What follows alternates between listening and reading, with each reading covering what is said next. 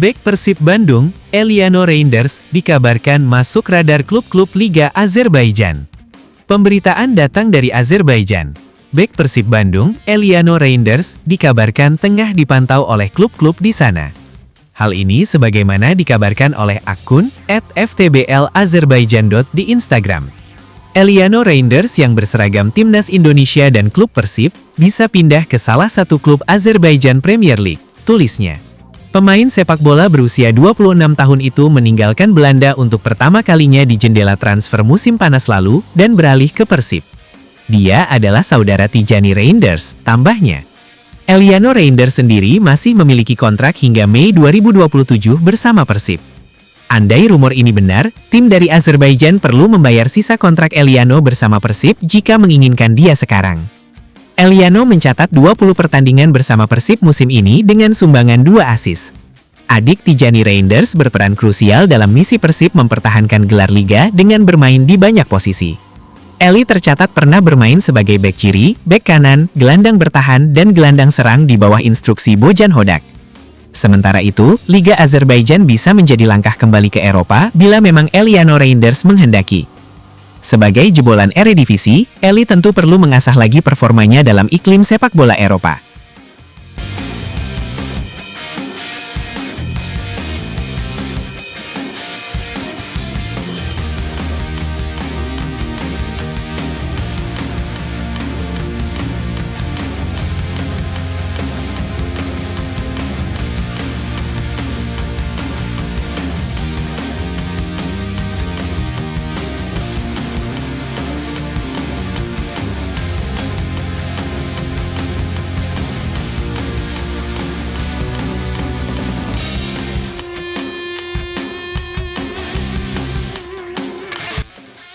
Liga Azerbaijan bisa jadi jawaban karena levelnya tak terlalu jauh dari Indonesia.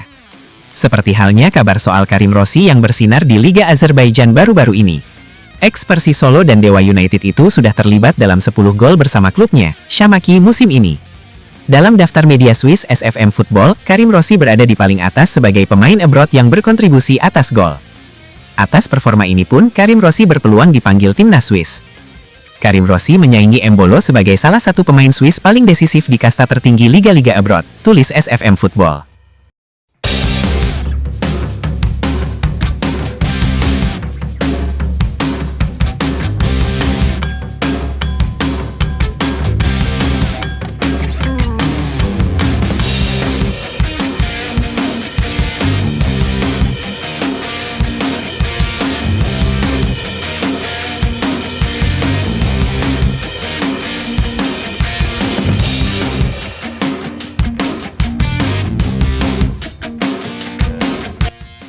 Striker asal Lausanne tersebut berbagi puncak dengan Bril Embolo dan Filip Stojkovic. Performa seperti ini mengonfirmasi dampak besar pemain Swiss dalam abroad, tambahnya.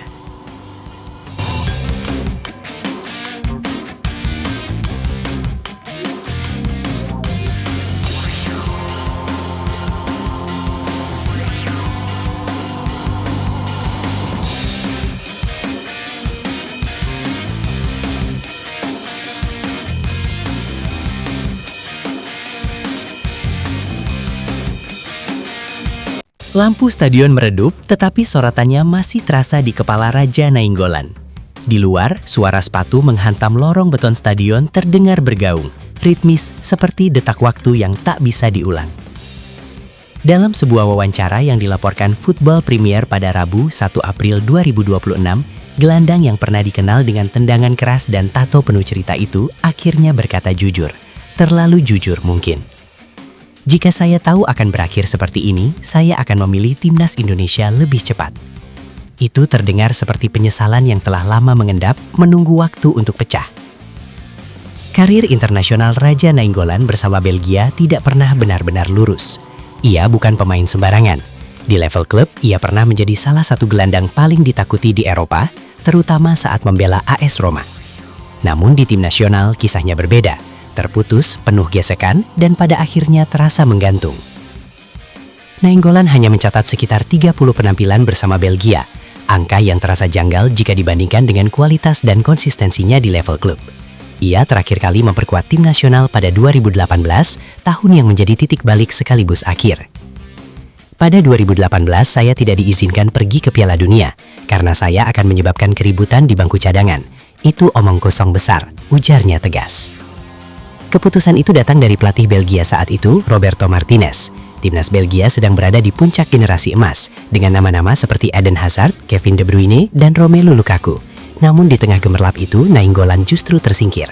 Ia tidak hanya kehilangan tempat, ia kehilangan kepercayaan. Lalu saya berkata, oke kalau begitu selesai, kenangnya. Sejak saat itu, pintu timnas praktis tertutup. Tidak ada panggilan, tidak ada kesempatan kedua.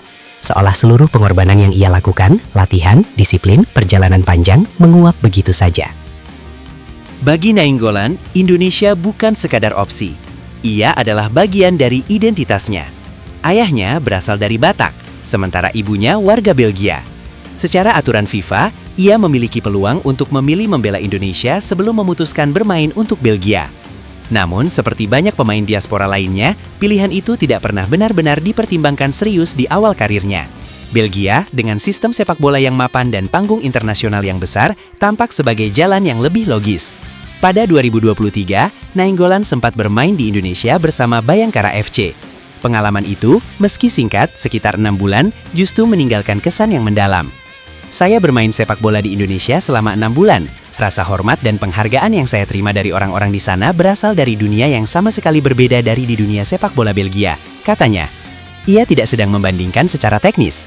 Ia berbicara tentang sesuatu yang lebih mendasar, rasa dihargai sebagai manusia. Di Belgia, ia adalah bagian dari sistem yang besar, kompetitif, keras, dan kadang dingin. Di Indonesia, ia menemukan kehangatan yang tidak ia duga. Kasus Nainggolan bukan sekadar cerita pribadi. Ia mencerminkan dilema yang lebih luas dalam dunia sepak bola modern, identitas versus peluang. Banyak pemain dengan latar belakang multikultural dihadapkan pada pilihan yang tidak mudah. Membela negara dengan tradisi sepak bola kuat seringkali menjanjikan exposure dan prestasi. Namun, membela negara asal keluarga bisa memberikan makna yang lebih dalam, sesuatu yang tidak selalu bisa diukur dengan trofi. Menurut data FIFA, jumlah pemain diaspora yang memilih negara kedua mereka meningkat dalam 1 dekade terakhir. Fenomena ini tidak lepas dari perubahan regulasi yang memungkinkan perpindahan asosiasi dalam kondisi tertentu. Namun, bagi Nainggolan, aturan itu datang terlambat. Ia sudah terlanjur mengunci pilihan sejak awal karir. Dan kini, di usia 37 tahun, yang tersisa hanyalah refleksi. Dalam dunia sepak bola, angka seringkali menjadi tolok ukur utama. Jumlah caps, gol, assist. Namun cerita Nainggolan menunjukkan bahwa ada hal-hal yang tidak tercatat dalam statistik. Rasa kecewa, rasa tidak dihargai, dan penyesalan. Ia bukan pemain yang gagal. Karir klubnya membuktikan sebaliknya. Namun dalam konteks tim nasional, ia merasa tidak mendapatkan apa yang seharusnya. Saya mengorbankan hidup saya untuk bisa bermain untuk Setan Merah, katanya. Kalimat itu sederhana, tetapi berat. Ia berbicara tentang dedikasi total, sesuatu yang tidak selalu dibalas dengan keadilan.